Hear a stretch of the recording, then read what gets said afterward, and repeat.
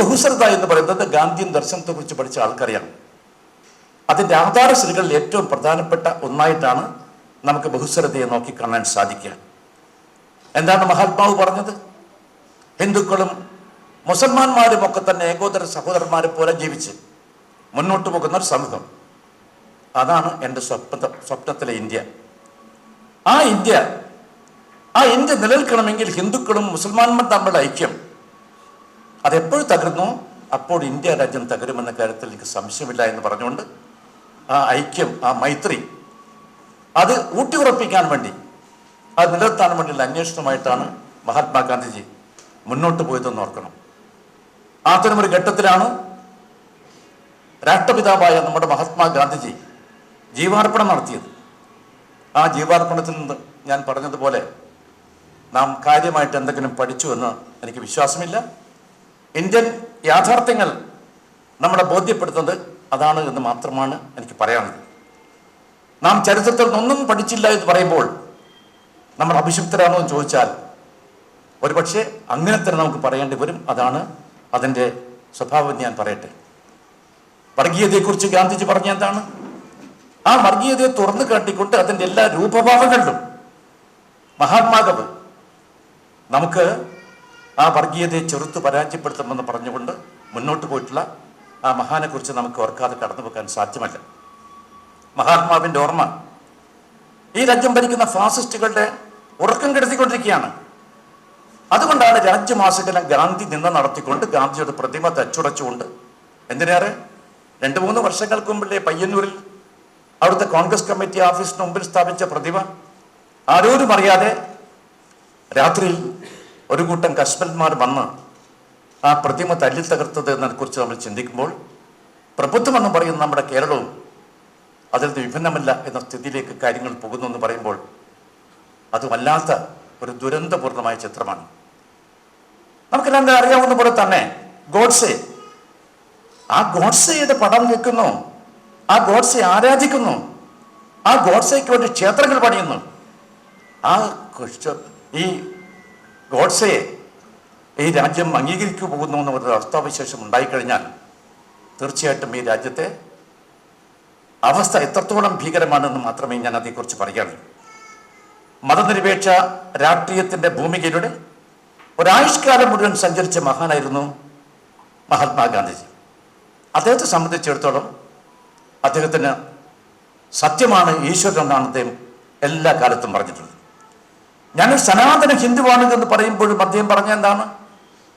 രാമനും റഹിമും എനിക്കൊരു നൈതികതയുടെ ഇരുമുഖങ്ങളാണ് എന്ന് പറഞ്ഞുകൊണ്ടാണ് അദ്ദേഹം മുന്നോട്ട് പോയത്.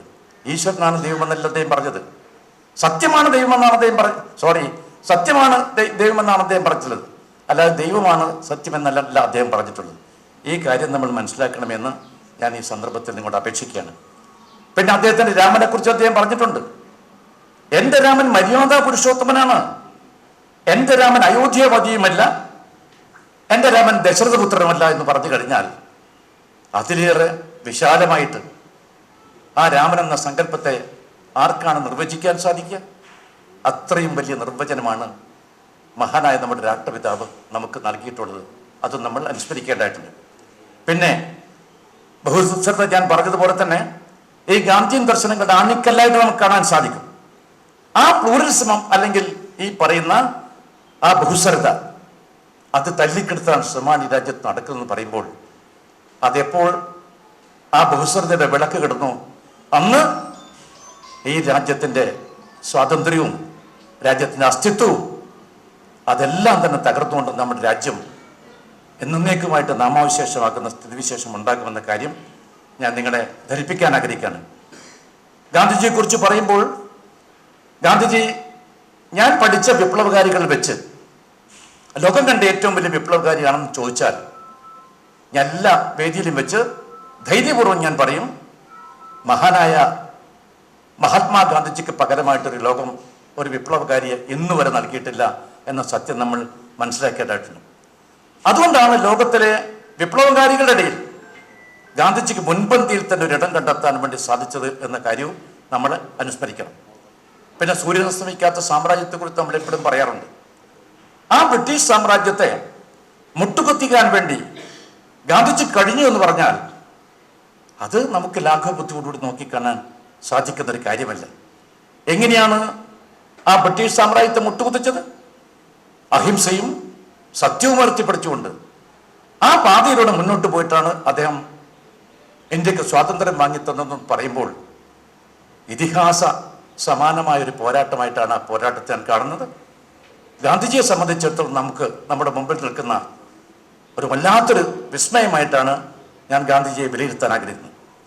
സത്യത്തെക്കുറിച്ച് അദ്ദേഹം എന്താണ് പറഞ്ഞത്? അദ്ദേഹം പറഞ്ഞ സത്യവും അഹിംസയും ഗിരിനിരകളോളം പഴക്കമുള്ളതാണ്. അതിനർത്ഥം എന്താണ്?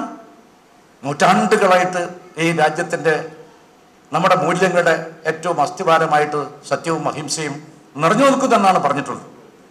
അതുകൊണ്ട് തന്നെയാണ് ഗാന്ധിജിയെക്കുറിച്ച് നമ്മൾക്ക് പറയുമ്പോൾ നമുക്ക് ഓർക്കാൻ സാധിക്കുന്നത് ഇന്ത്യൻ സ്വാതന്ത്ര്യത്തിന് സാർത്ഥകമായ നേതൃത്വം കൊടുത്തുകൊണ്ട് മുന്നോട്ട് പോയ മഹാൻ എന്നതിനേക്കാളേറെ ഒരു പുതിയ ലോകക്രമം ഉണ്ടാക്കാൻ വേണ്ടി അദ്ദേഹം ശ്രമിച്ച ശ്രമം, അതാണ് ചരിത്രത്തിൽ ഏറ്റവും അധികം രേഖപ്പെടുത്തുന്നത് എന്ന് തന്നെ ഞാൻ വിശ്വസിക്കുന്നു. അതുകൊണ്ടാണ് ഞാൻ പറയുന്നത്, കാലത്തിന് മുമ്പേ പറഞ്ഞൊരു പക്ഷിയായിട്ട് മാത്രമേ നമുക്ക് മഹാത്മാഗാന്ധിജിയെ നമുക്ക് വിലയിരുത്താനും രേഖപ്പെടുത്താനും സാധിക്കുകയുള്ളൂ. ജീവിതത്തിലെ സമസ്ത മേഖലകളെക്കുറിച്ചും ഇത്രയും ആധികാരികമായിട്ട് കാര്യങ്ങൾ പറഞ്ഞ ആരുണ്ട്? എല്ലാ മേഖലകളെക്കുറിച്ചും ഗാന്ധിജി കൃത്യമായിട്ടുള്ള അഭിപ്രായമുണ്ടായിരുന്നു. സത്യാന്വേഷണ പരീക്ഷണങ്ങളുടെ ഒരായുഷ്കാലമായിട്ടാണ് ആ ജീവിതത്തെ നമുക്ക് നോക്കിക്കാണാൻ സാധിക്കുക. പിന്നെ ആധിപത്യ ശക്തികൾ, അധികാരസ്ഥാനങ്ങൾ, ആ അധികാരസ്ഥാനങ്ങളോടും ആധിപത്യ ശക്തിയോടും ഇതുപോലെ നിരന്തരമായി കലഹിച്ചുകൊണ്ട് അതിന് മുമ്പിൽ ഞാൻ മുട്ടുകുത്തില്ല എന്ന് പറഞ്ഞുകൊണ്ട് ഇങ്ങനെ പോരാട്ടം നടത്തിയൊരു മഹാനെ നമുക്ക് എവിടെ കാണാൻ സാധിക്കും? ഗാന്ധിജി പകരമായി ഗാന്ധിജി അല്ലാതെ മറ്റൊരാളെ ചരിത്ര വിദ്യാർത്ഥി എന്ന രൂപത്തിൽ എനിക്ക് കണ്ടെത്താൻ സാധിച്ചില്ല എന്ന് മാത്രം ഞാനിവിടെ പറയട്ടെ. ഞാൻ ദക്ഷിണാഫ്രിക്കയിൽ പോയിട്ടുണ്ട്. ദക്ഷിണാഫ്രിക്കയിൽ പോകാനുള്ള കാരണം, കുട്ടിക്കാലത്തിന് എൻ്റെ ഒരു ആഗ്രഹം, എന്നെങ്കിലും ഒരു വിദേശ രാജ്യം എനിക്ക് സന്ദർശിക്കാൻ ഇടയായാൽ അത് ദക്ഷിണാഫ്രിക്കയാകണമെന്ന് ഞാൻ ആഗ്രഹിക്കുകയുണ്ടായി. ഭാഗ്യവശാൽ ഇന്ത്യ ഗവൺമെൻറ് പ്രതിയായിട്ട് തന്നെ എനിക്ക് ദക്ഷിണാഫ്രിക്കയിൽ പോകാനും ആ ദക്ഷിണാഫ്രിക്കയുമായിട്ടൊരു കരാറിൽ ഇന്ത്യക്ക് വേണ്ടിയിട്ട് ഒപ്പിടാനുമുള്ള സൗഭാഗ്യവും എനിക്ക് ലഭിച്ചത് ഞാൻ ഇവിടെ പങ്കുവെക്കാൻ ആഗ്രഹിക്കുന്നു.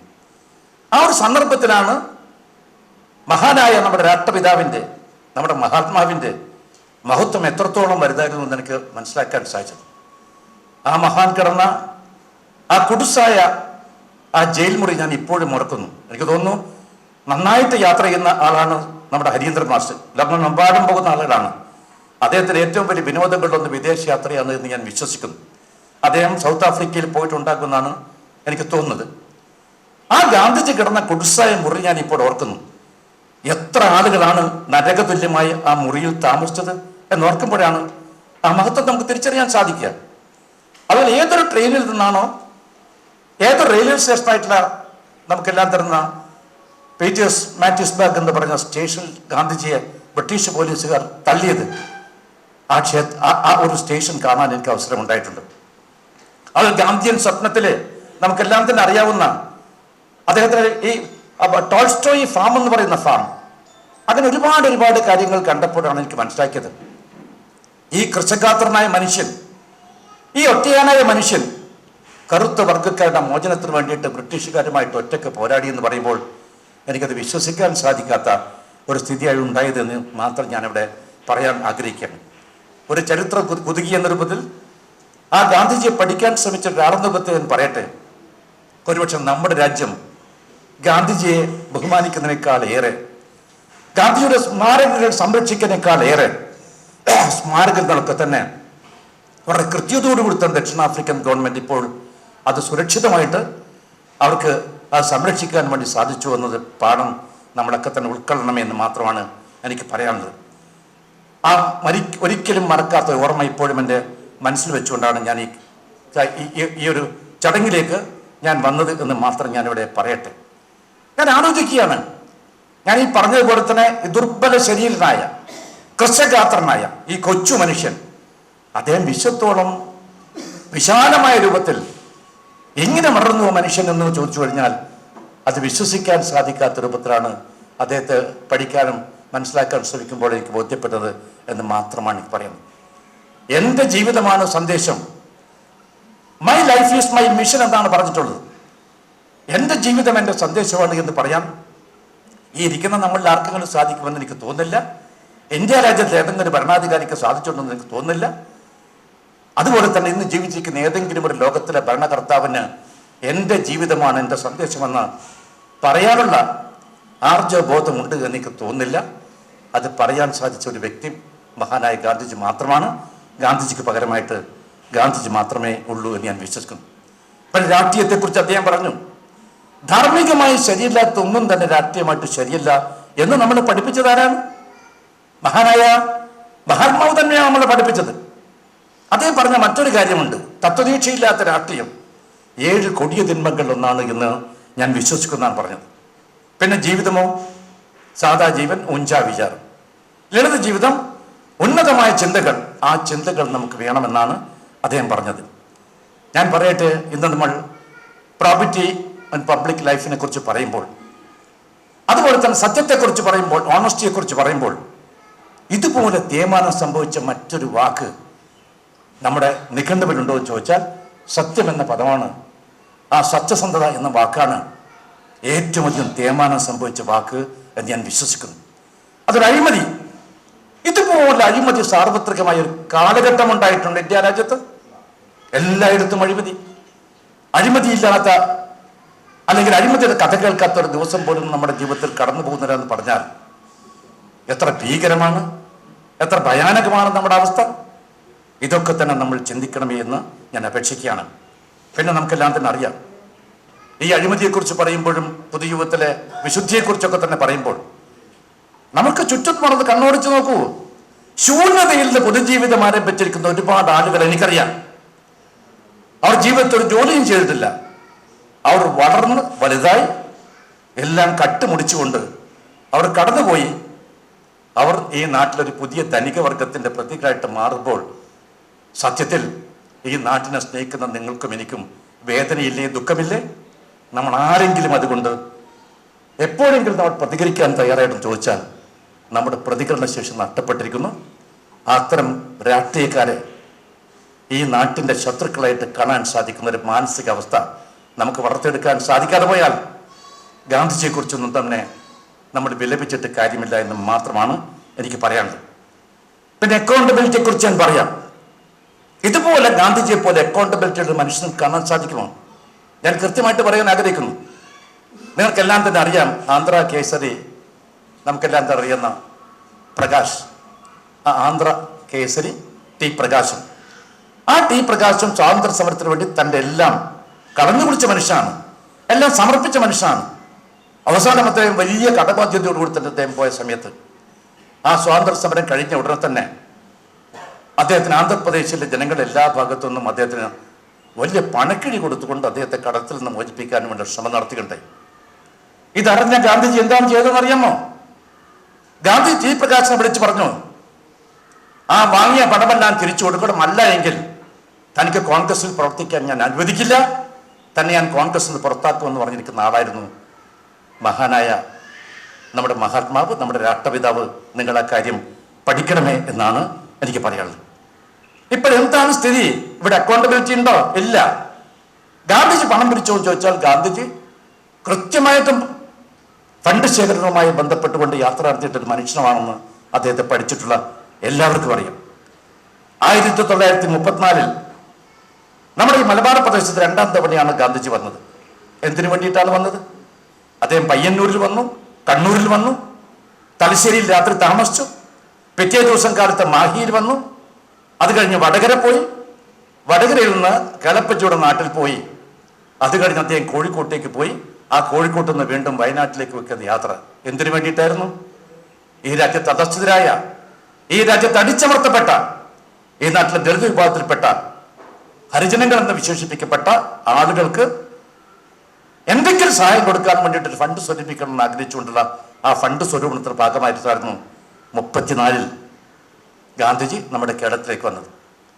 വടകരയിൽ ചരിത്ര സംഭവത്തെക്കുറിച്ച് ഞാൻ പറയേണ്ട കാര്യമില്ല. അവിടെ വെച്ചാണ് അദ്ദേഹം എല്ലാവരോടും പറയുന്നത്, നിങ്ങൾ പരമാവധി ഈ ഹരിജൻ ഫണ്ടിലേക്ക് നിങ്ങൾ സംഭാവന നൽകുക എന്ന് പറഞ്ഞപ്പോൾ അവിടെ കൂടിയ പാവപ്പെട്ട ആളുകൾ മുഴുവൻ അവിടെ ചില്ലിക്കാശുകൾ വരെ ഗാന്ധിയുടെ ഫണ്ടിലേക്ക് കൊടുത്ത ആ ചരിത്ര മുഹൂർത്തം എത്ര വികാരോജ്വലമാണ്. അവസാനം ഒരു കുട്ടി, 16 വയസ്സുകാരായ സുന്ദരി, നമ്മുടെ കടത്തനാട് കോവിലകത്തിലെ ഭാവിയിലെ തമ്പുരാട്ടി, ആ കുട്ടി നേരെ സ്റ്റേജിലേക്ക് കടന്നു തൻ്റെ കയ്യിലുള്ള ആദ്യം വളയൂരി കൊടുക്കുന്നു, പിന്നെ കഴുത്തിലെ അവരുടെ കഴുത്തിലെ സ്വർണ്ണാഭരണം കൊടുക്കുന്നു. എല്ലാം കൊടുത്ത ശേഷം ഗാന്ധിജി അത് വാങ്ങിച്ചിട്ട് ഈ ഫണ്ടിലേക്ക് അത് സ്വരൂപിക്കുന്ന കാഴ്ചയാണ് നമ്മളൊക്കെ തന്നെ കണ്ടത്. പിന്നെ ഗാന്ധി ജീവിതത്തെക്കുറിച്ച് പഠിച്ചിട്ട് ആൾക്കറിയാം, അത്തരം ഒരു വികാര നിർഭരമായ സംഭവത്തെക്കുറിച്ച് ഗാന്ധിജി ഹരിജനിൽ അദ്ദേഹത്തിന്റെ പേര് വെച്ചുകൊണ്ട് അതിമനോഹരമായിട്ട് ലേഖനം എഴുതിയിട്ടുണ്ട്, ഹൃദയസ്പർശിയായിട്ട് ലേഖനം എഴുതിയിട്ടുണ്ട്.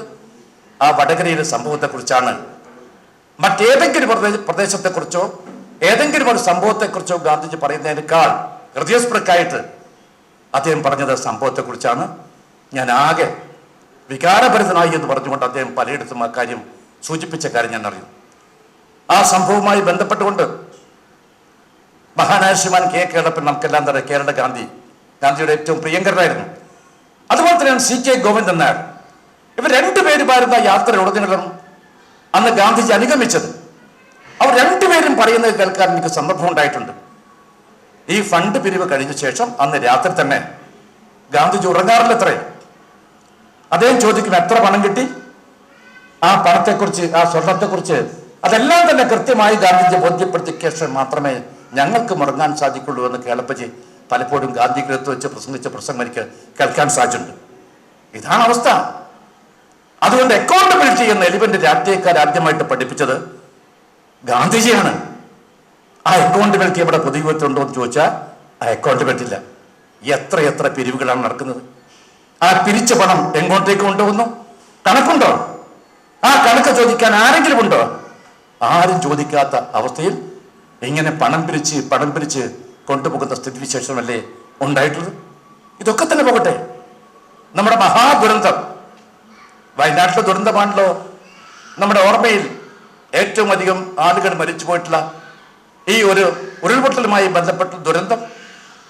ആ ദുരന്തവുമായി ബന്ധപ്പെട്ടുകൊണ്ട് നടക്കുന്ന പിരിവെത്രയാണ്? ആ പിരിവ് നമുക്ക് ന്യായീകരിക്കാൻ സാധിക്കുമോ?